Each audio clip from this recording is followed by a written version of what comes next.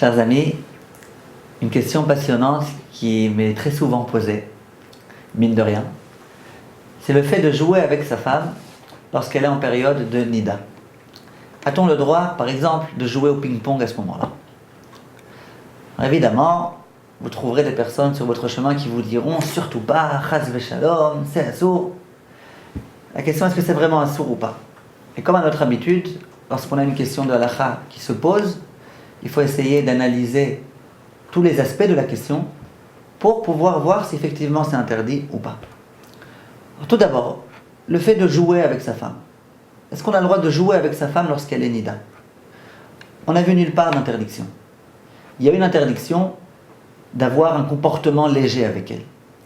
Tout type de comportement léger qui risque de conduire inéluctablement à la faute, qui risque de rapprocher sentimentalement énormément l'un de l'autre, ça peut être un problème.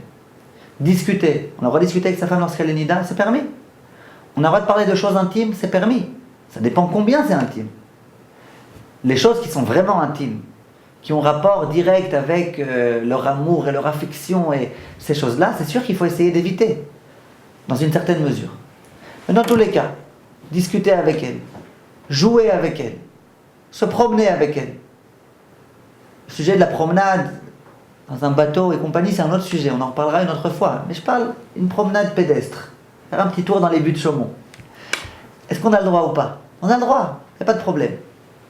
En ne se donnant pas la main dans la main, évidemment. Quand elle est nida, on ne se touche pas. Voilà donc le problème qui se pose ici. Le fait de jouer, c'est permis. Il y a écrit nulle part que c'est interdit. Ça rapproche les esprits, c'est vrai, tant mieux. Pourquoi se marier avec sa femme? Pour essayer de se rapprocher au fur et à mesure du temps. Et les personnes qui conçoivent la période de nida comme étant une période dans laquelle on ne doit pas se rapprocher, c'est faux. C'est au contraire l'occasion rêvée pour rapprocher les esprits. Lorsque le corps ne peuvent pas se toucher les uns les autres, à ce moment-là, c'est l'occasion de rapprocher les esprits l'un de l'autre. Et c'est justement ce qui est attendu. L'attente de la femme durant cette période-là, c'est justement, pendant ce moment, on ne peut pas la toucher, on ne peut pas la caresser, on ne peut pas l'embrasser, au contraire, lui parler gentiment, affectueusement, et lui donner tout ce dont elle a besoin. Et vice-versa, bien évidemment, concernant le mari. Le problème du ping-pong est malgré tout un problème qui peut se poser. Dans la mesure où on prend la balle et on l'envoie de l'un à l'autre. Est-ce qu'on a le droit, lorsque la femme est nida, de se jeter un objet de l'un à l'autre? Je prends un ballon et je lui dis tiens, attrape le ballon. Je prends les clés, je lui dis tiens, tu dois ouvrir la maison, prends les clés, je te les envoie, tiens, attrape-les. Est-ce qu'on a le droit ou pas? C'est l'objet d'une controverse entre nos maîtres. Certains d'entre eux disent qu'on n'a pas le droit. Étant donné qu'au moment où l'autre va le recevoir, ça provient de ma force, de mon lancer, donc c'est interdit. Parce que c'est comme si je lui donnais un objet de main en main. Et donner un objet de main en main lorsque la femme est nida, c'est interdit, de peur qu'on en vienne à se toucher. D'autres décisionnaires ont dit que non, il y a lieu d'autoriser d'envoyer un objet de main en main. Et les Sfaradim en particulier sont un peu plus méquilim à ce sujet. Il y a une autre question qui se pose. C'est lorsque je prends par exemple un objet et je le lâche.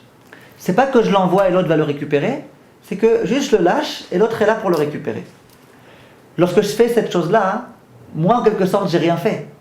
C'est la pesanteur, la Aziz, qui a fait quelque chose. Moi j'ai rien fait. J'ai pas envoyé, j'ai pas conféré une force à l'objet. J'ai laissé l'objet tomber de lui-même. Ou alors, autre chose, j'envoie l'objet vers le haut et lui immédiatement il retombe et dans sa trajectoire la personne le récupère. Là pareil, j'ai pas insufflé une force à l'objet. En quelque sorte, il revient à l'endroit où il était, pas par ma force.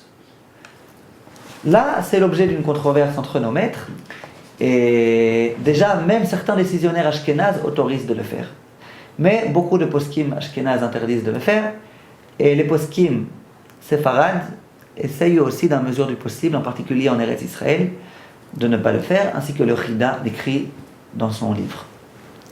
Dans tous les cas, donc ici, a priori, lorsqu'on vient jouer au ping-pong, on envoie la balle de l'un à l'autre. Alors, il y a lieu de noter ici une différence tout d'abord. Quelle différence? C'est que j'envoie pas directement la balle à l'autre. J'envoie la balle dans le camp de l'autre. C'est différent. Ensuite, je l'envoie pas et l'autre il va la récupérer. Je l'envoie et l'autre, à l'aide d'une raquette, va donner un coup dans la balle. Mais dernière chose, et qui est écrit par le Rav Stern, Rav Moshe Stern, l'auteur du shoot Be'er Moshe, un Rav contemporain américain qui est décédé il y a quelques années, il écrit qu'on peut autoriser. Pourquoi? Il dit quand on joue au ping-pong, qu'est-ce que je recherche? Je recherche à ce que l'autre réussisse à attraper la balle ou au contraire, à ce qu'il ne réussisse pas à la rattraper. Au contraire, moi je lui envoie un truc super fort de sorte à ce que vraiment l'autre il n'a aucune chance de réussir à rattraper la balle. Ça c'est si on joue vraiment comme des professionnels. Et même si on joue comme des amateurs. Malgré tout, mon but c'est pas que l'autre récupère la balle, c'est que la balle aille dans le camp de l'autre. Plus que ça, dit le Rav Be'er Moshe. Il dit que pour que je puisse jouer au ping-pong comme il se doit, pour que je ne sois pas disqualifié, il faut que ma balle, avant d'arriver chez l'autre, heurte la table, dans le camp de l'autre. Donc je ne suis pas en train d'envoyer la balle à l'autre, je suis en train d'envoyer la balle sur la table. Que la balle donne un coup sur la table avant d'arriver chez l'autre. Donc aucun rapport avec un lancer.